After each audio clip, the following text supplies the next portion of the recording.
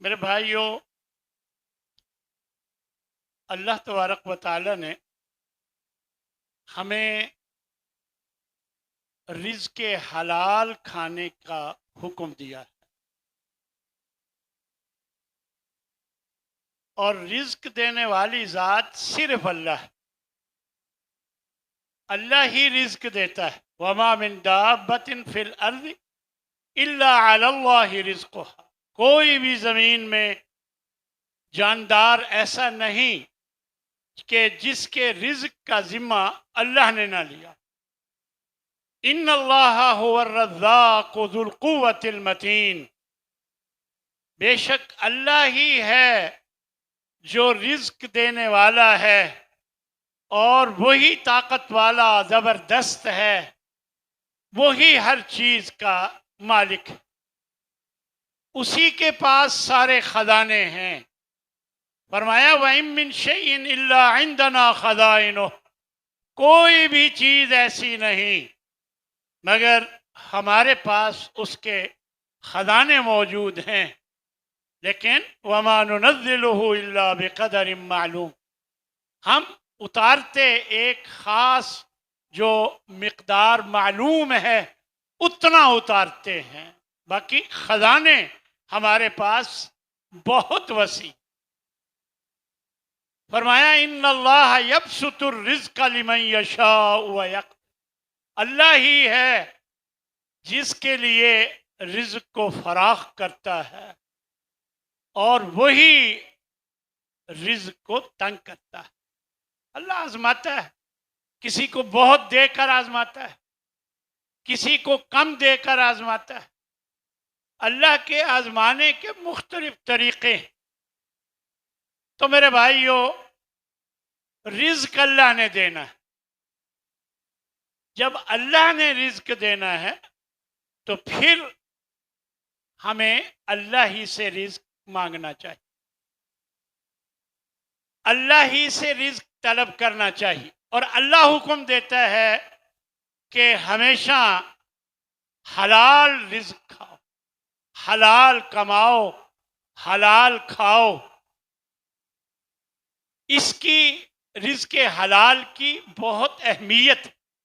اللہ نے اس میں بڑی برکت رکھی، اور یہ اللہ کی تقسیم ہے۔ نحن قسمنا بینہم معیشتہم فی الحیات الدنیا۔ دنیاوی زندگی میں ہم نے معیشت کو تقسیم کر دیا ہے ان لوگوں کے درمیان۔ ہماری مرضی ہے، جس کو زیادہ دیں، جس کو کم دیں۔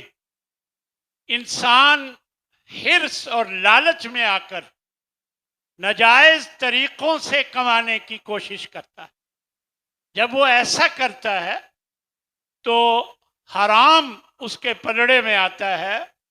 اس کے گھر میں جب حرام آتا ہے تو اللہ برکتیں اٹھا لیتا ہے، برکتیں ختم کر دیتا ہے۔ تو جب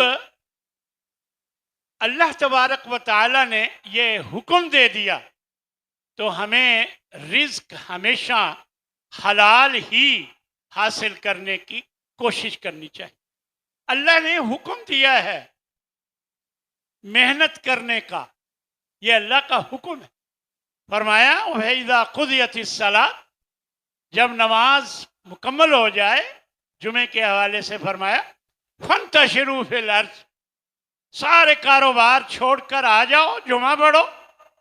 اور پھر جب مکمل ہو جائے نماز تو فَانْتَشِرُوا فِي الْأَرْضِ، پھر زمین میں پھیل جاؤ۔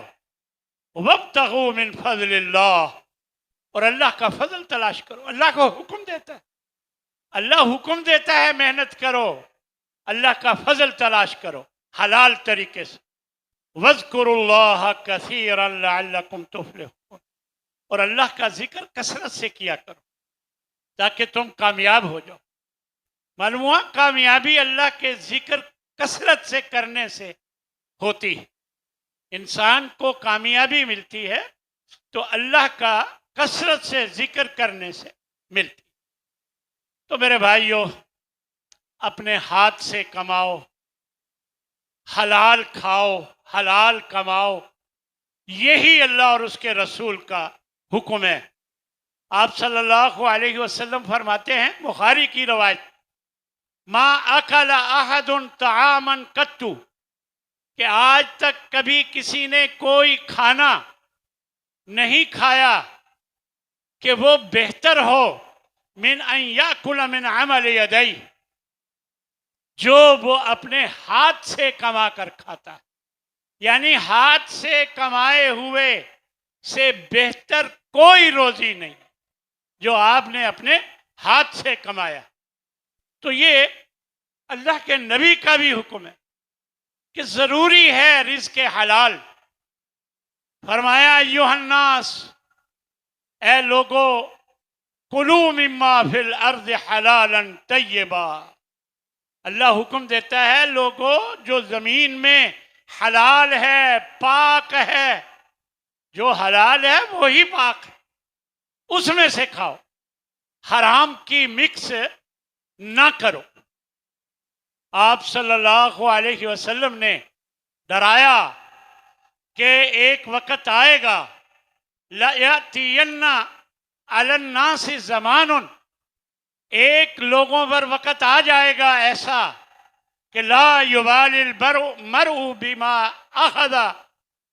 اخذ المال من حلال ام من حرام، کہ اس نے کہاں سے مال کمایا، حلال سے یا حرام سے، یہ صورتحال ہو جائے گی۔ اس لیے میرے بھائیوں، اب یہی صورتحال بنی ہوئی۔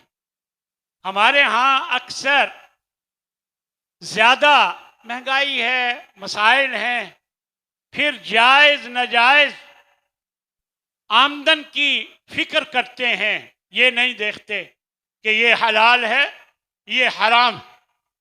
فرمایا نبی صلی اللہ علیہ وسلم نے کہ لا تزول قدم ابن عبد ابن آدم، آدم کے بیٹے کے قدم اللہ کے سامنے جب وہ کھڑا ہوگا تو اس وقت تک نہیں ہلیں گے، یعنی اللہ کا سامنا جب اسے کرنا ہوگا تو اس وقت اس کے بغیر وہ نہیں ہل سکے گا۔ من عند ربہ حتی یسأل عن خمس، جب تک 5 چیزوں کے بارے میں اس سے پوچھ نہ لیا جائے۔ یعنی اللہ کے سامنے جب پیش ہوں گے تو 5 چیزوں کے بارے میں سوال ہونا ہے۔ عن عمرہ، اس کی عمر کے بارے میں، فیما افنا، کہاں وہ عمر لگائی تھی، کہاں وہ خرچ کی تھی، عمر کہاں لگائی تھی۔ وعن شبابہ، اس کی جوانی کے بارے میں پوچھا جائے گا، فیما ابلا، کہ جوانی کہاں لگائی تھی۔ ومالہ، اس کے مال کے بارے میں پوچھا جائے گا، 2 باتیں پوچھی جائیں گی۔ من این اکتسبہ، کہ کمایا کہاں سے تھا، وفیما انفقہ، اور خرچ کہاں کیا تھا۔ دونوں باتیں پوچھی جائیں گی کہ کمایا کہاں سے تھا، حلال طریقے سے یا حرام طریقے سے، اور خرچ کہاں کیا تھا، حلال جگہ پر یا حرام جگہ پر۔ یہ دونوں باتیں پوچھی جائیں گی۔ وَمَاذَا عَمِلَ فِيمَا عَلِمَ، اور جتنا علم اس تک پہنچا تھا اس میں اس نے عمل کتنا کیا تھا، یہ بھی پوچھا جائے۔ اب کوئی یہ نہ کہے کہ میں نے تو کوئی علم حاصل نہیں کیا۔ دیکھیں، آپ کو پتہ ہے کہ جھوٹ کیا ہوتا ہے اور صحیح کیا ہوتا ہے، آپ کو پتہ ہے چوری کیا ہے، آپ کو پتہ ہے زنا کیا ہے، اس کا کیا گناہ ہے، آپ کو معلوم ہے، ہر بات معلوم ہے۔ تو جب معلوم ہے تو آپ نے جو جانا اس کے بارے میں پوچھا جائے گا کہ آپ نے اس کے مطابق عمل کیا کہ نہیں کیا۔ اسی طرح ایک موقع پر نبی صلی اللہ علیہ وسلم نے فرمایا، یا ایھا الناس، لوگو، ان اللہ طیب ولا یقبل الا طیبا، اللہ خود بھی پاک ہے اور پاک چیز کو ہی قبول فرماتا ہے۔ اس لیے ہمیشہ جب اللہ کی راہ میں بھی خرچ کرنا ہو تو پاک چیز کو خرچ کیا کرو، پاک آمدنی، پاک پیسے وہ اللہ کی راہ میں خرچ کیا کرو۔ فرمایا اربعن، آپ صلی اللہ علیہ وسلم فرماتے ہیں کہ 4 چیزیں ہیں، اذا کن فیک، اگر وہ تم میں ہیں، فلا علیک ما فاتک من الدنیا، پھر چاہے دنیا میں تمہیں کچھ بھی نہ ملے کوئی پرواہ نہیں۔ فرمایا حفظ و امانہ، ایک امانت کی حفاظت کرنا کہ امانت میں خیانت نہیں کی، وصدق و حدیث، اور دوسرا جب بات کی تو سچی بات کی۔ اگر یہ ہے تو پھر کوئی پرواہ نہیں جو بھی تمہارے معاملات۔ فرمایا وہ حسن و خلیقت، اور تیسرے نمبر پر اچھے اخلاق، اور فرمایا چوتھے نمبر پر وہ عفت فی تہمہ، کہ پاکیزہ روزی آپ کماتے، پاک روزی کماتے۔ بہت دفعہ رشوت ملتی ہے، انسان لالچ میں، آج کل مہنگائی ہے، سوچتا ہے کہ وہ کہیں سے کوئی آ جائے بس جیسا بھی ہو، تو نہیں میرے بھائی، اگر ایک تھوڑا سا پیشاب کا قطرہ دودھ میں مل جائے تو وہ ناپاک ہو جاتا ہے، ایسے ہی 1 روپیہ بھی ناجائز کا، حرام کا جب آپ کی روزی میں شامل ہو گیا تو وہ باقی کو بھی خراب کر دے۔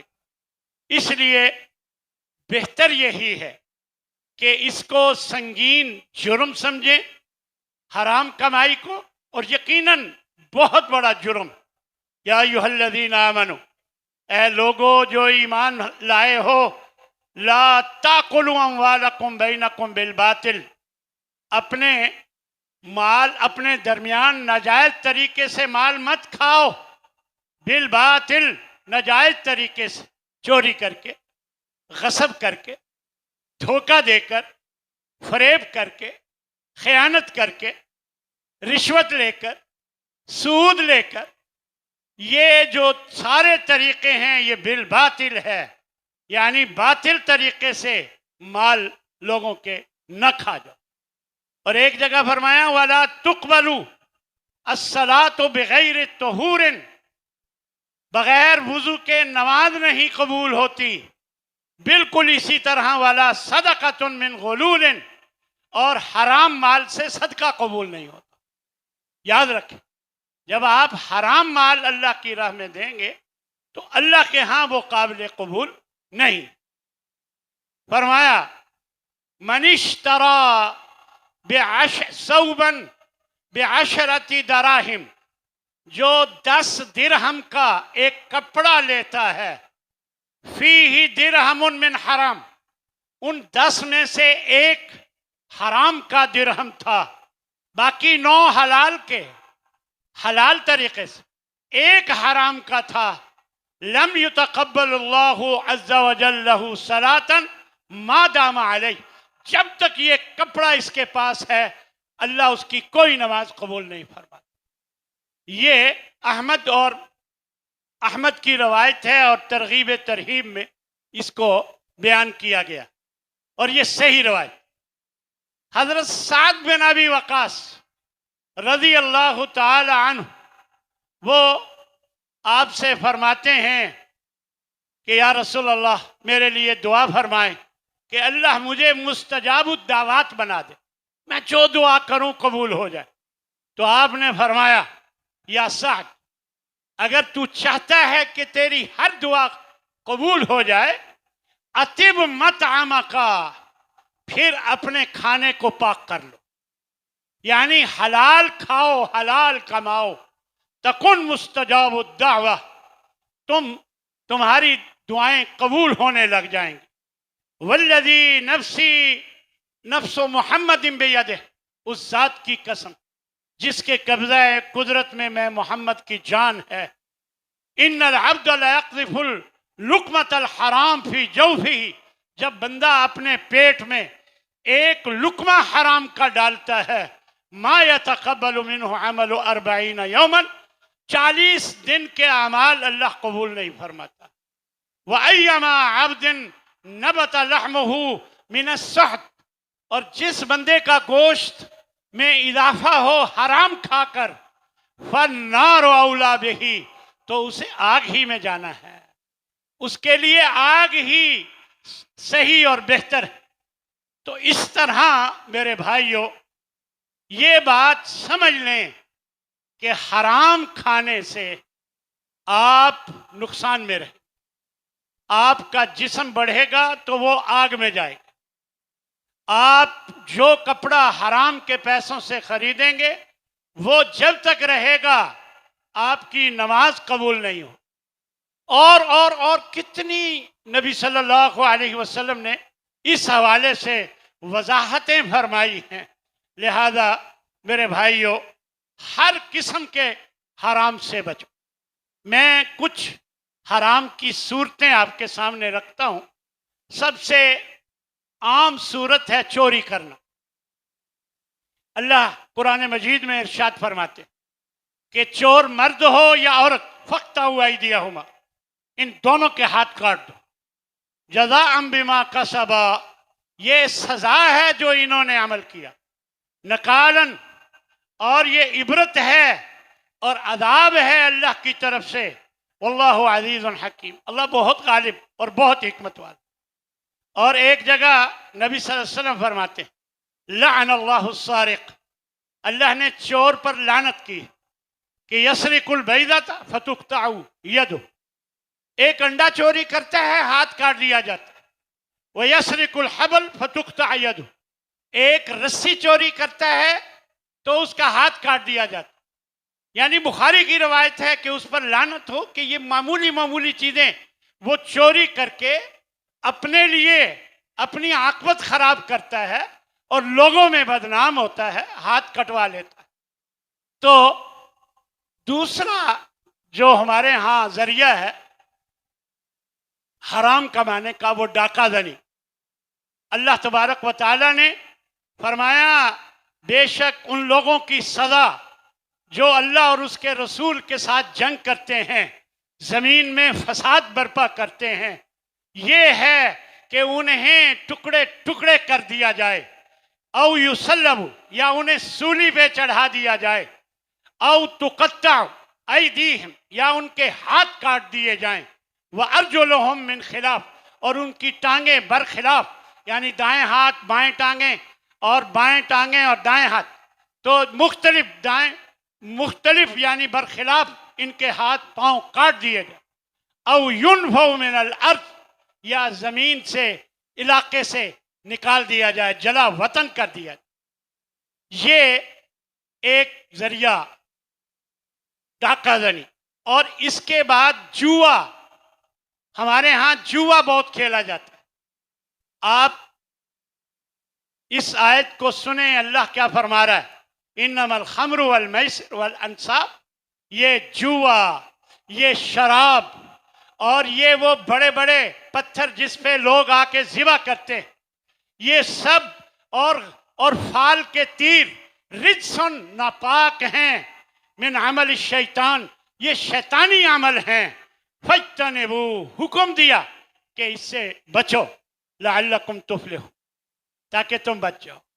لہذا انعامی بانڈ، سیونگ سرٹیفکیٹ، انعامی کوپن، اور اسی طرح انشورنس، یہ سب حرام، اس کا کوئی جواز نہیں۔ اس طرح ان سب چیزوں سے ہمیں بچنا چاہیے۔ چوتھے نمبر پر سودی لین دین، اور یہ ہمارے ہاں عام ہے۔ اور اللہ نے کیا فرمایا؟ اللہ فرماتا ہے اتقوا اللہ، ایمان والو اللہ سے ڈر جاؤ، وَذَرُوا مَا بَقِيَ مِنَ الرِّبَا، سود سے اگر کچھ لینا باقی رہ گیا ہے اسے چھوڑ دو، نہ لو۔ فرمایا وَإِن تُبْتُمْ إِن كُنتُم مُؤْمِنِينَ، اگر تم ایمان والے ہو تو ایسے اسے چھوڑ دو۔ فَإِن لَمْ تَفْعَلُوا، اگر تم ایسا نہیں کرتے ہو، فَأْذَنُوا بِحَرْبٍ مِّنَ اللَّهِ وَرَسُولِهِ، پھر اللہ اور اس کے رسول کے ساتھ جنگ کے لیے تیار ہو جاؤ۔ دیکھو اگر اللہ اور اس کے رسول کے ساتھ ہماری جنگ ہو جائے تو کون جیتے گا؟ اللہ اور اس کے رسول۔ لہذا ڈر جاؤ، یہ اللہ اور اس کے رسول کے ساتھ جنگ ہے۔ فَإِن تُبْتُمْ، ہاں اگر تم توبہ کر لو، فَلَكُمْ رُءُوسُ أَمْوَالِكُمْ، تو تمہارے راس المال، مال، اصل زر جو تمہارا ہے وہ تمہیں ملے گا، وہ تمہارا حق ہے۔ اور ایک جگہ فرمایا ایمان والو لا تاکلوا الربا اضعافا مضاعف، سود مت کھاؤ بڑھا چڑھا کر، اور سود کی رقم بڑھاتے جاتے ہو، کھاتے جاتے ہو۔ فاتقوا اللہ لعلکم تفلحون، اللہ سے ڈر جاؤ تاکہ تم کامیاب ہو۔ اور ایک جگہ فرمایا یمحق اللہ الربا، اللہ سود کو مٹاتا ہے، ویربی الصدقات، اور صدقات کو بڑھاتا ہے۔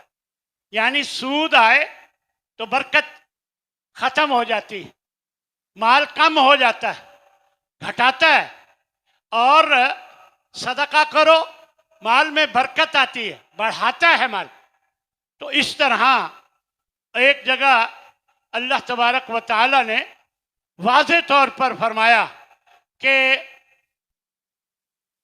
جو لوگ سود کھاتے ہیں وہ ایسے اٹھیں گے جیسے شیطان نے ان کو خبتی مس کر کے، ٹچ کر کے خبتی بنا دیا۔ فرمایا یہ اس وجہ سے کہ یہ لوگ کہتے تھے کہ سود بھی خرید و فروخت کی طرح ہے، کاروبار کی طرح، جیسے وہ جائز ہے کاروبار تو سود بھی جائز ہے، یہ کہتے تھے۔ اور حالانکہ احل اللہ البیع، اللہ نے کاروبار کو حلال کیا ہے، وحرم الربا، اور ربا کو، سود کو حرام کیا ہے۔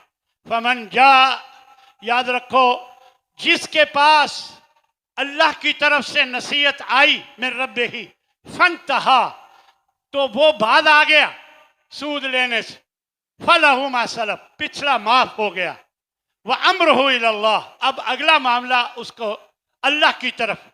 ومن عاد، جو دوبارہ بھی سود لے گا، جو دوبارہ ایسے کرے گا، فاولئک اصحاب النار ہم فیہا خالدون، وہ آگ میں جائیں گے اور اس میں ہمیشہ رہیں۔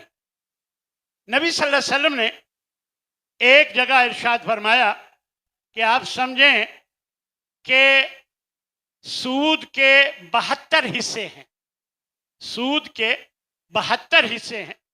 فرمایا ادناہا، سب سے کم تر حصہ، مثل اتیان الرجل امہ، ایک شخص اپنی ماں سے زنا کرتا ہے، جو اس کا گناہ ہے سود لینے کا 72 میں سے ادنا گناہ جو ہے وہ یہ گناہ اس سے بھی زیادہ ہے جو اپنی ماں کے ساتھ زنا کرتا ہے۔ اندازہ لگائیں کتنا بڑا گناہ ہے سود لینا، لیکن دیکھ لیں ہمارے معاشرے میں چلتا ہے، لوگ لیتے ہیں اور پرواہ نہیں کرتے۔ فرمایا درہم و ربا، ایک سود کا درہم، یاکلو الرجل، آدمی کھا جاتا ہے، وہو یعلم، اور وہ جانتا تھا کہ یہ سود کی رقم تھی۔ اشد عند اللہ من 36 زنیہ، 36 زنا کرنے سے زیادہ گناہ۔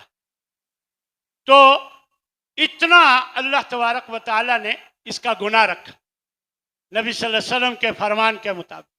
اور ایک جگہ فرمایا لعن رسول اللہ، اللہ کے رسول نے لعنت کی آکل الربا، سود کھانے والے پر، وموکلہ، اور اس کے کھلانے والے پر، اور وکاتبہ، اس کے لکھنے والے پر، وشاہدی، اور دونوں گواہوں پر، وقالہم سوا، مسلم کی یہ روایت ہے، فرمایا یہ سب برابر ہیں، یہ سود میں سب برابر، گناہ میں سب برابر۔ لہذا معلوم ہوا جن بینکوں میں سودی کاروبار ہوتے ہیں، اور سب میں ہوتے ہیں، ان بینکوں کی نوکری بھی جائز نہیں۔ اپنے آپ کو بچائیں، اپنے آپ کو ان نوکریوں سے بچائیں اور تبدیلی کریں، کسی اور نوکری میں جانے کی کوشش کریں۔ اور 5ویں چیز، جھوٹی قسم کھا کر مال بیچنا، دوسروں کے مال پہ قبضہ کر لینا، جھوٹی قسم کھا کر دوسروں کے سامان پر، زمین پر قبضہ کر لینا۔ ومن حلف علی یمین فاجرہ لیقطع بها مال امرئ مسلم، جو بھی جھوٹی قسم کھا کے کسی مسلمان بھائی کا مال کھا جاتا ہے، لقی اللہ، جب وہ اللہ سے ملے گا وہو علیہ غضبان، تو وہ اس پر سخت ناراض ہوگا، یعنی اللہ اس سے سخت ناراض ہوگا۔ چھٹی چیز جو سبب ہے یہ حرام کمائی کا، ماپ تول میں کمی۔ ویل للمطففین، اللہ فرماتا ہے ہلاکت ہے ماپ تول میں کمی کرنے والوں کے لیے۔ الذین اذا اکتالوا علی انفسہم، جب وہ الذین اذا اکتالوا علی الناس یستوفون، جب وہ لوگوں سے لیتے ہیں تو پورا لیتے ہیں۔ وَإِذَا قَالُوهُمْ أَوْ وَزَنُوهُمْ، جب لوگوں کو ماپ کر یا وزن کر کے دیتے ہیں، یخسرون، اس میں کمی کرتے ہیں، خود پورا لیتے ہیں اور دیتے ہوئے کمی کرتے ہیں۔ فرمایا ایسے لوگوں کے لیے ہلاکت۔ فرمایا وَلَمْ يَنْقُصُ الْمِقْيَالَ وَالْمِيزَانَ، جب لوگ ماپ تول میں کمی شروع کر دیں گے، إِلَّا أُخِذُوا بِالسِّنِينَ، قحط سالی کا شکار ہوں گے، مہنگائی کا شکار ہوں گے، وَشِدَّةِ الْمَعُونَةِ، سخت مہنگائی ہو جائے گی، وَجَوْرِ السُّلْطَانِ عَلَيْهِمْ، اور بادشاہ بھی ان پر ظالم بن کر معاملہ کرے گا۔ یعنی یہ کیوں ہوگا؟ جب ماپ تول میں کمی ہو۔ ساتویں وجہ کاروبار میں دھوکہ کرنا۔ اللہ کے نبی ایک دفعہ گئے اور گندم کا ڈھیر تھا، ہاتھ ڈالا، نیچے گیلی اوپر خشک، تو آپ نے فرمایا یہ کیا؟ یا رسول اللہ بارش ہو گئی تھی۔ تو آپ نے فرمایا گیلی کو اوپر رکھا ہوتا تاکہ لوگوں کو پتا ہوتا کہ یہ گیلی ہے۔ تو اس طرح دھوکہ دینا، فرمایا من غش فلیس منا، جو ہمیں دھوکہ دیتا ہے مسلمانوں کو، اس کا ہم سے کوئی تعلق نہیں۔ اسی طرح خیانت کرنا، خیانت کرنا، فرمایا من یغل یأتی بما غل یوم القیامہ، جو بھی خیانت کرتا ہے، بے ایمانی کرتا ہے، قیامت کے دن جو چیز اس نے خیانت کی ہوگی اسے لے کر آئے گا اور حساب دے گا۔ یہ بات نبی صلی اللہ علیہ وسلم نے بھی فرمائی اور یہ بات اللہ نے بھی قرآن مجید میں بیان فرمائی۔ یتیموں کا مال کھا جانا، ان الذین یأکلون اموال الیتامی ظلما، جو یتیموں کا مال ظلم کر کے کھا جاتے ہیں، انما یأکلون فی بطونہم نارا، یہ اپنے پیٹوں میں آگ ڈالتے ہیں، وَسَيَصْلَوْنَ سَعِيرًا، ان قریب دہکتی آگ میں داخل ہوں گے۔ یہ جو غریبوں کا، یتیموں کا مال کھا جاتے۔ اسی طرح 12ویں نمبر پہ قرض واپس نہ کرنا۔ جو لوگوں سے قرض لیتا ہی اس لیے ہے کہ میں نے واپس نہیں کرنا، اگر وہ واپسی کا ارادہ رکھتا ہے، یرید اداءها عبد اللہ عنہ، اللہ اسے توفیق دے دیتا ہے واپس کرنے، واپس کرنے کی توفیق بھی اللہ آسانیاں پیدا فرما دیتا ہے۔ اور فمن اخذها یرید اتلافا، اور جو لوگوں سے قرض لیتا ہے اور اس کا پروگرام ہی ہے کہ کھا جانا ہے، تو اتلفہ اللہ، اللہ اسے تلف کر دیتا ہے، ویسے ہی ختم کر دیتا۔ اس لیے میرے بھائیو، یہ بہت بڑا گناہ ہے کہ لوگوں سے قرض لے کر اسے واپس نہ کیا جائے۔ میرے بھائیو، حرام کمانے کے جو زیادہ تر وجوہات ہیں حرام کمانے کی، ان میں سب سے پہلی وجہ خوف خدا نہیں رہا، ہمارے اندر اللہ کا ڈر نہیں رہا، اور دوسری وجہ راتوں رات مالدار بننے کا شوق ہے، اور تیسری وجہ حرام خوری کی سنگینی سے ناواقفیت، یعنی مجھے اتنا پتہ نہیں کہ اگر میں حرام کھاؤں گا تو میرے ساتھ کیا ہوگا، مجھے اس کا اندازہ ہی نہیں، اس وجہ سے بھی لوگ حرام کھاتے۔ اسی طرح तमा और लालच, ये चौथी वजह। जबकि अल्लाह के नबी सल्लल्लाहु अलैहि वसल्लम ने इरशाद फरमाया था, मा ज़िबानी जायआनी उर्सिला फी गनमिन बिअफ़सदिन लहा मिन हिर्सिल मरइ अलल माली वश्शर, के दो भेड़िए इतनी तबाही अगर उन्हें रेवड़ में छोड़ दिया जाए, बकरियों के रेवड़ में, इतनी तबाही वो नहीं करेंगे जितनी तबाही एक इंसान को लालच और जाहो मनसब करती है। यानी लालच और जाहो मनसब जितनी इंसान की तबाही करता है, दो भेड़िए अगर एक रेवड़ में छोड़ दिए जाए वो इतनी तबाही नहीं करेंगे जितनी ये। इसलिए ये लालच चीज ही ऐसी है कि इंसान से बहुत गलत गलत काम करवाती। अल्लाह से दुआ है कि अल्लाह हमें लालच से बचाए। अल्लाह तबारक व ताला हर वो सबब जो हराम खोरी का हो सकता है वजह, अल्लाह हमारी सारी वजूहात वो ख़त्म फरमाए। अल्लाह तबारक व ताला हमें हर किस्म के हराम से बचने की तौफीक अता फरमाए। हम अपने बच्चों को खुद भी हलाल खाएं, अपने बच्चों को भी हलाल खिलाएं। जब हम अपने बच्चों को हराम खिलाएंगे तो वो फिर हराम के ही काम करेंगे।